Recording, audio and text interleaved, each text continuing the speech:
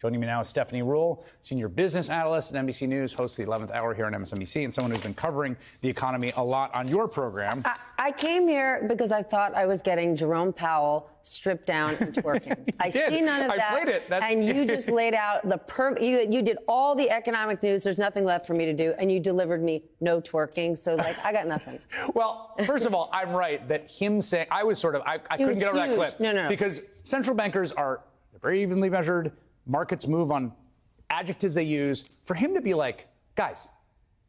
That's huge, right? People measure every twitch of his nose, just like Janet Yellen last week kind of ran a victory lap. I mean, when it comes to the administration and Janet Yellen doing that, both of these things are huge. Now, Jerome Powell is not working for the administration, but he is signaling to the markets, yes, that rate cut is likely coming. Not today, because he certainly doesn't want to be too early, but the administration is also realizing, you laid it out, they've got all this great economic data. They need to do a better job messaging this. Yeah. And you said, listen, Trump does such a great job lying about it and convincing people. Democrats need to do a better job talking about it. Look at oil production, Chris.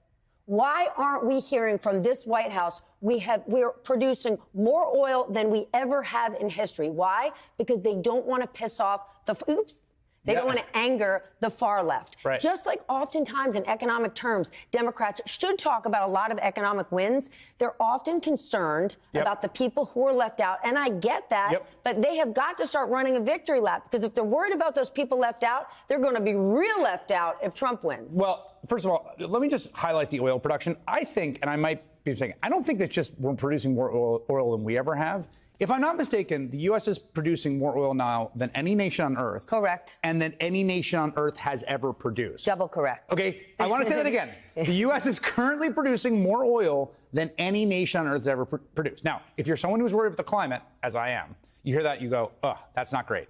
Here's what I will say. That's true, not great. The theory of the case the Biden administration have is the only way you create political sustainable transition is to keep oil prices low, because when they spike up, the politics on the issue go bananas. Yes. I think it's a perfectly credible theory of the case, but they have to communicate it. And also, if you're going to put the carbon in the air, which we're doing, you might as well reap the political benefit as opposed to being hush-hush about it. 100%. In the same breath, after Davos, my head was spinning that you kept hearing more and more CEOs kind of like open to this idea of Trump. And I'm mad dialing people like, is this for real? And I learned two things.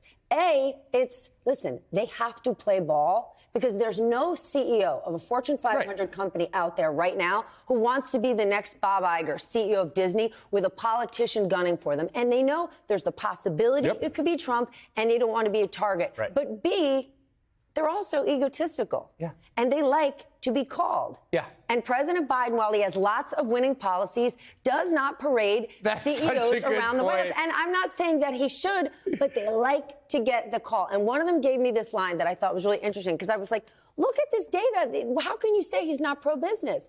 And he said to me, you can tell a person's priorities based on their schedule. Joe Biden doesn't call us. I'm not saying that he should, by the way, but I'm telling you that's the psyche. That is an amazing anecdote. I also heard an anecdote at the time that Joe Biden met Bill Ackman, the big hedge fund guy. This is a true and said story about him, who is this a-hole, which I think is the funniest thing I've ever heard. That is a story that was supposed to stay in Vegas, but like all stories, didn't. Okay, so that. What you just said is actually really important, because so there's two elements to this sort of gap that we've had so far. One of the weird things is, so there's a gap between people self-reporting how they feel about the economy and the numbers. But there's also been this weird gap between people who work like CEOs. You poll them, they're like all pessimistic. They got it all wrong. By the way, they were wrong. Like, they just were wrong about what happened. But you would think that their bottom line matters more, and they can't afford bias as much as someone further removed. And it does seem to me like that class of folks, the people that watch business television, business reporters, business people, are like, okay, yeah, it's a good economy. Am I right about that? Absolutely. Yeah. They have finally been like, yes, all right. It's a good economy. Yeah, it's a good economy. No, I mean, they're not shouting from the rooftops, this is the best ever. Because remember also, you run a big business right now. What do you have? An empty office building. Right, yeah. Okay? It's not like... CEOs get lonely, too. They do. They get lonely. There's not an employee to stroke their... Where are these people? You're going to be so nice to me all day. this is an issue. You know, they've got a good economy. They're not going to say it is a bad economy. Right. It's a strong one. And you nailed it perfectly. This is exactly why Republicans are pivoting to immigration. But here's the problem. If Republicans keep punting on this immigration deal, Joe Biden's going to show up with the receipts. Yes, totally. And say, I had a deal. Yeah, you wouldn't ripped sign it up. That's right. Stephanie Ruhle, thank you. What a pleasure. Thank you.